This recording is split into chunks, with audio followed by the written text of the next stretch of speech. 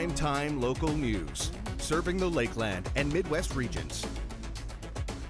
Well, happy Friday, everybody. A Friday edition here of Primetime Local News. Connor Chan once again filling in for Michaela Henschel, of course, always joined by Elise Darwish. We've got lots coming up on the show tonight, including our question of the day.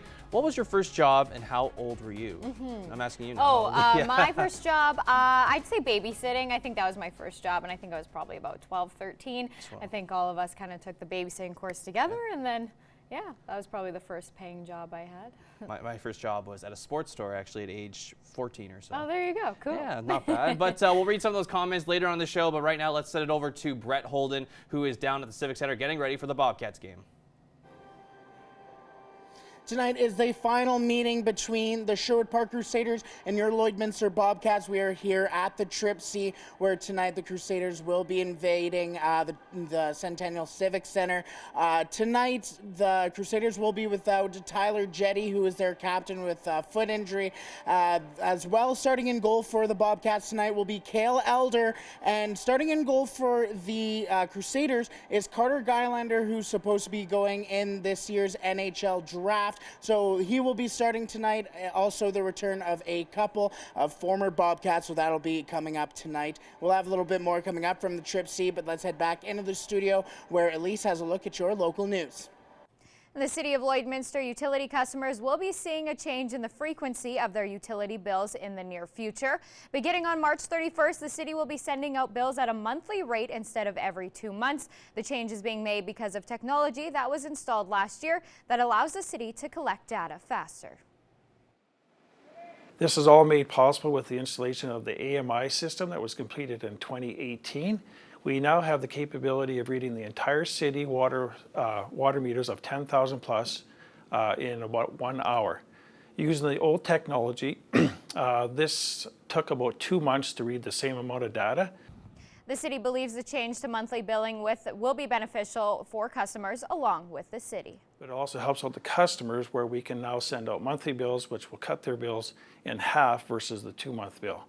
Other benefits of this new technology that we've implemented is it helps assist our billing staff contact customers if they have abnormal water usage such as leaks or high consumption. So in the end, it's a win-win. The change will have no effect on pre-authorized payments. E-bills will be received 3 business days after the meter has been read, while paper bills will take 7 to 10 days to arrive. And now we're going to go to Brett Holden, who is live at the Civic Center tonight. Head coach Nigel Dubé joins us now here at the Centennial Civic Center. Coach, I'll ask you the question. This is a strong team, second place in the North, and just a lot of firepower. What's your guys' main goal for tonight and just the message in the dressing room right now? Well, we got to be defense first mentality and stay within the dots and then push from the inside out. I think if we can do that and generate our chances too and play a thick hockey game and do good things in the right way and win our one-on-one battles, it'll be a fun hockey game.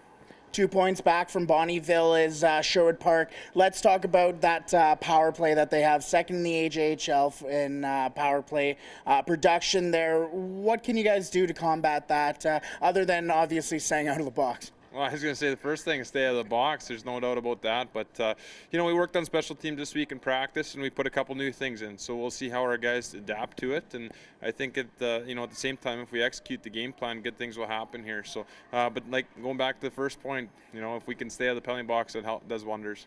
Now let's flip to the other side now. They are second place in the shorthanded department. What can you guys do to combat that, and what do you know about that shorthanded unit that they have? Well, simplify the game and shoot pucks. I think with our group, when we get pucks to the net and get boys to the net, good things can happen off of that. So quick puck movement around the top and find ways to generate, right? If they're going to cheat one way, then we can expose them through that as well.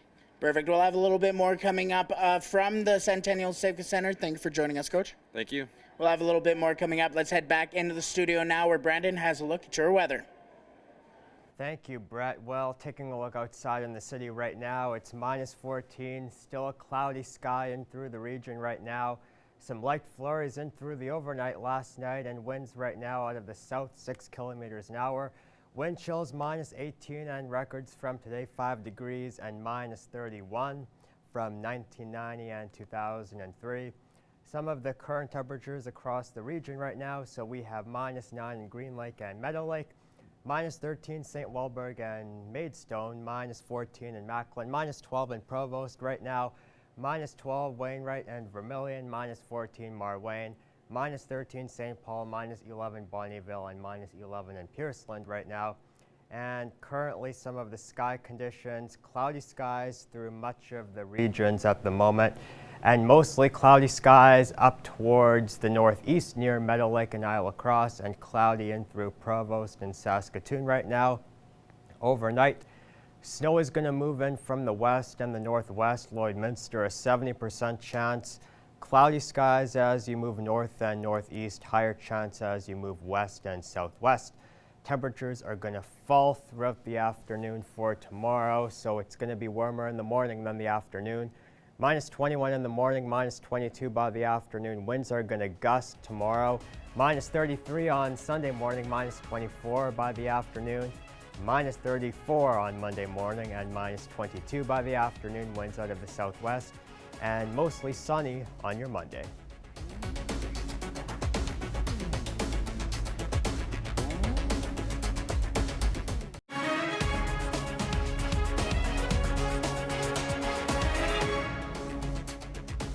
Welcome back. Well, with the snow on the ground, it's hard to talk about managing for a drought, but this is what the areas to the south have been experiencing over the past 3 years. Gerard Lampow meets an agronomist who wants producers to be prepared.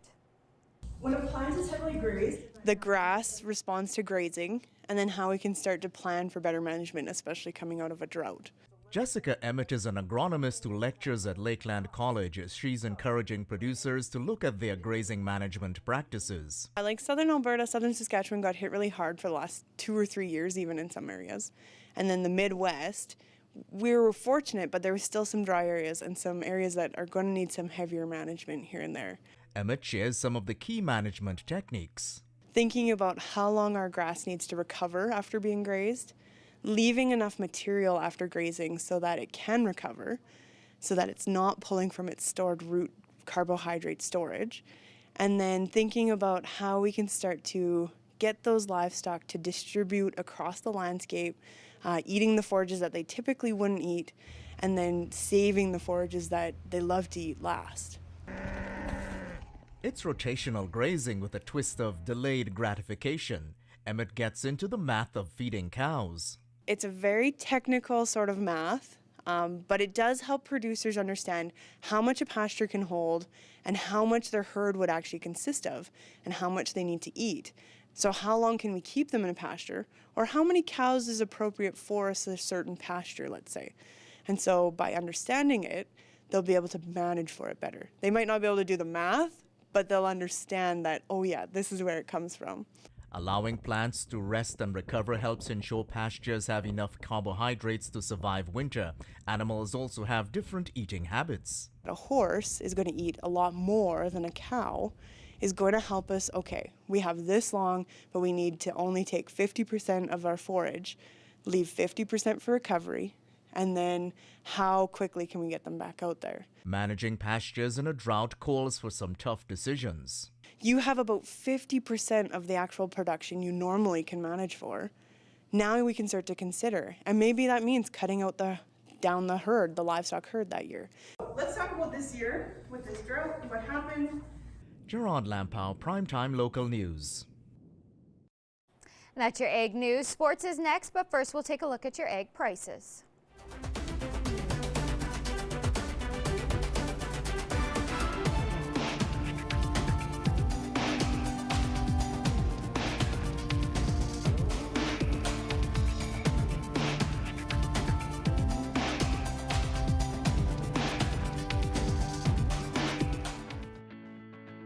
Every member of the City Centre Auto Body team has been through extensive training. We're constantly upgrading our team's education to reflect current collision repair technique.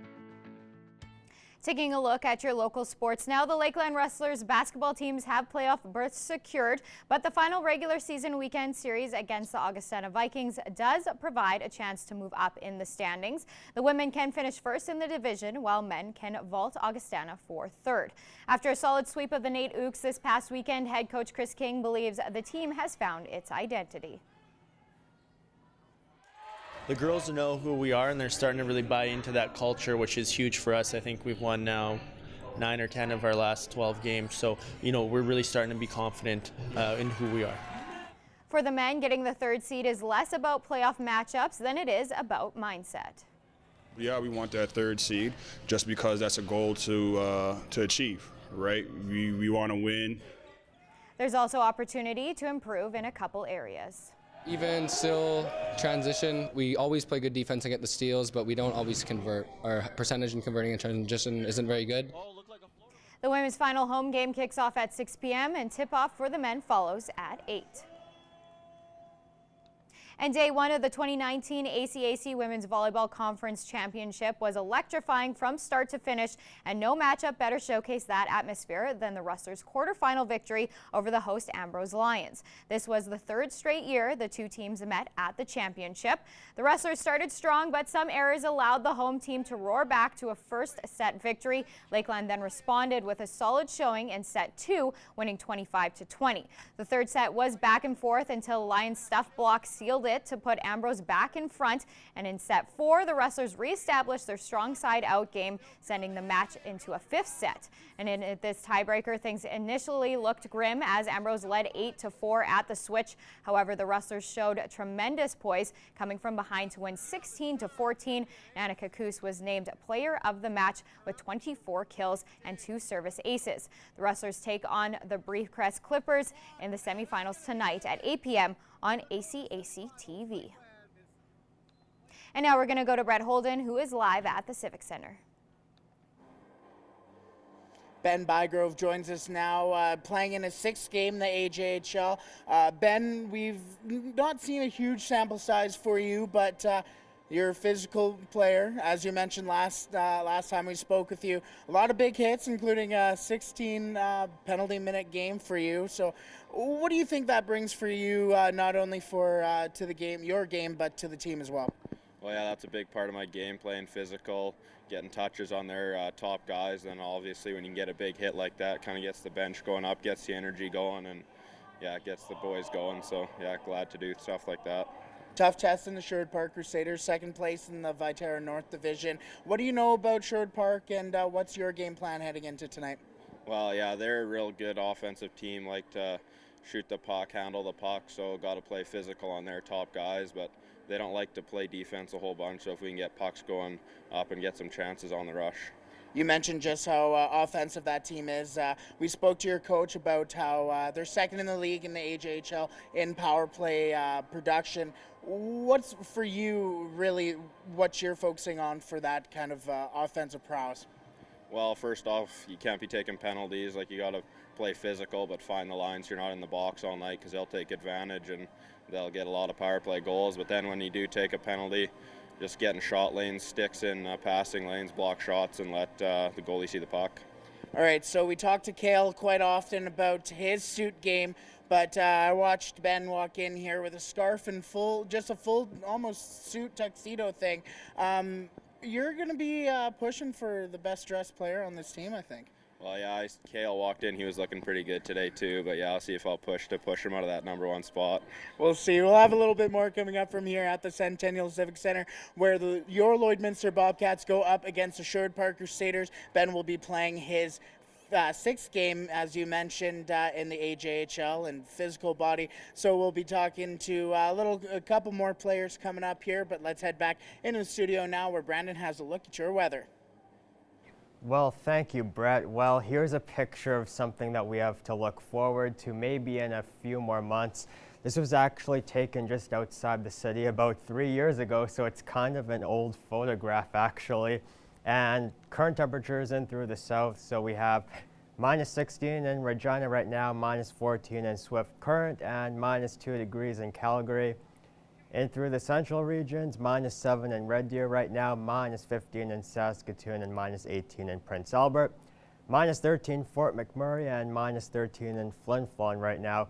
So we have a huge low pressure system that is moving in from the west. A lot of snow in through the foothill regions of Alberta through the overnight. Lloydminster, a 70% chance of snow overnight tonight. And especially as that moves in from the north and the west, winds are going to gust as well. Satellite radar map, you can already see some of that snow moving in from the west and the northwest up near Cold Lake and southwest of Wainwright right now. And temperatures for tomorrow, -14 Wainwright, -15 Vermilion, -15 Meadow Lake, and -15 in Maidstone. So North Battleford, -17 for the overnight and -14 degrees for the daytime high tomorrow. Chance of flurries for tomorrow in this region and Cold Lake right now, -17. -15 for tomorrow. Mainly sunny skies. Flurries overnight, clearing for the day tomorrow. But in Lloydminster, we will see that chance of flurries linger through the very early part of the day. It may be over by about maybe noon or even after that. But especially in through the overnight, there's that 70% chance of snow, and winds are going to gust out of the north and the northwest. 25 to 30 kilometers an hour, and temperatures falling throughout the day. Warmer in the morning than the afternoon, so -21 in the morning, -22 in the afternoon, -33 on Sunday morning, and -24 by the afternoon. And our coldest day will be Monday, -34 in the morning, -22 in the afternoon, -31 Tuesday morning, -19 in the afternoon. -13 Wednesday, -14 Thursday, could see some flurries, and -22 on Friday.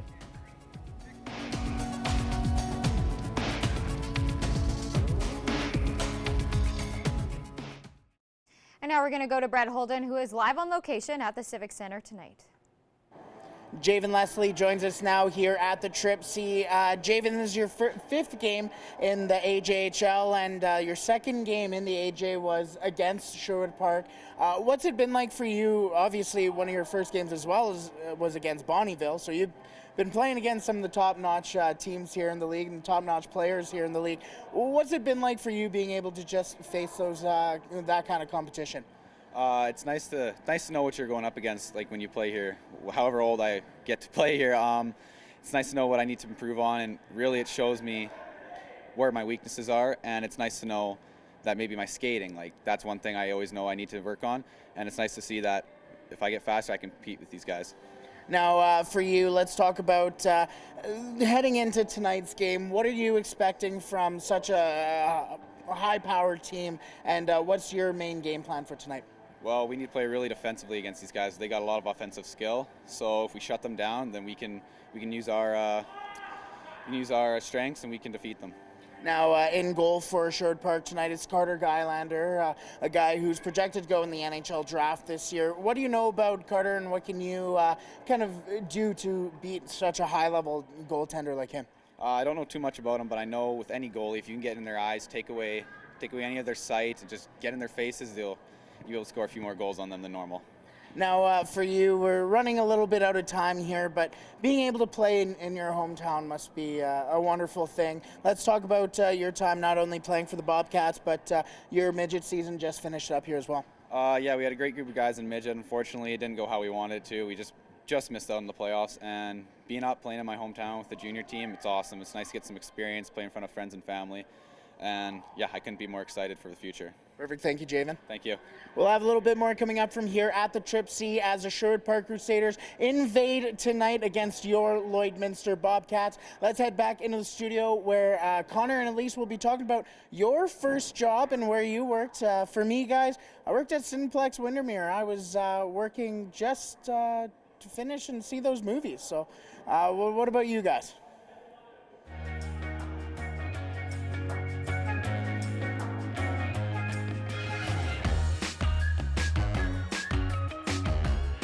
All right, yes, so we went to Facebook to ask. A lot of you were excited about this question of the day. What was your first job? It did, yeah. Over 100 people commented. What was your first job and how old were you? A lot of them ranged. I just want to read a few of the comments. Yep. IGA, at 14 years old. Yeah. Waitressing. Age 10 is another babysitter. Yeah, as babysitter, yourself.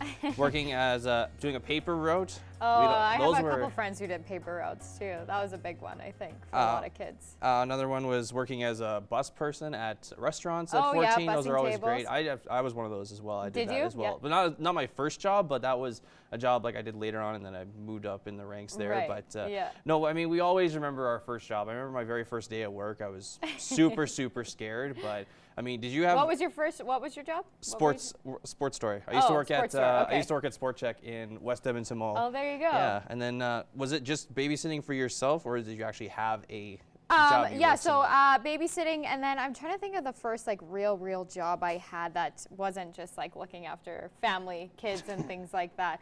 I'm trying to think of the other ones that I had.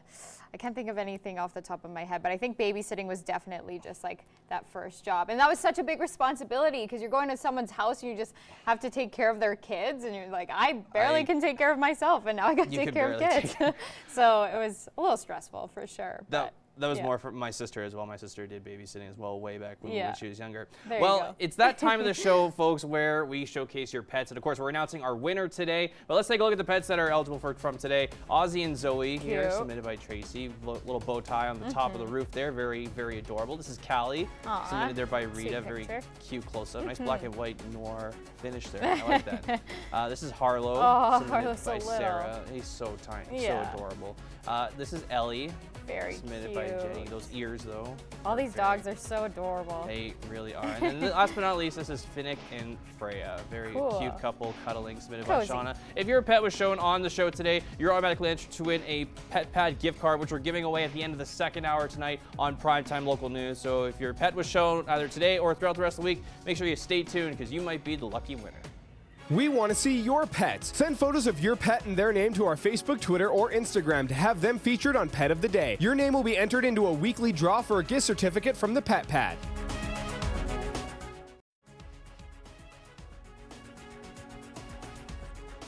Furniture supplied by Furniture Gallery and Furniture House, downtown Lloydminster. All right, thanks very much, Brad. Take a look at your next 7 days. 70% chance of some snow tomorrow at -22 in the daytime, -21 in the morning, -24 on Sunday. It'll be a cold weekend as it's going to be a low of -33, -22 Monday, -19 Tuesday, -13 Wednesday, -14 Thursday, and -22 Friday. So we're back to a little bit of a cold snap, but not too bad. Not too bad. We'll survive. We will. But right now, it's time to announce the winner of our Pet of the Week. It's the best part of the week. It's everybody's favorite part of the week. Take a look at who wins. who's the winner. I'm so excited. I don't know who wins. I'm pumped. Abby. Aww, very adorable. Abby's so cute. She's got that balloon. It looks bigger than her. And big thanks to Pet Pad for supplying the gift card. Dawn will be in touch with you over the next few days to get your Lloydminster Pet Pad gift card. Thanks to everybody who sent in pictures. And if you want to see your pet on there, send them in. So cute. Love it. Very cute indeed. Yeah. Well, let's go do it for us this week, everybody. Have a great weekend. Have a good weekend.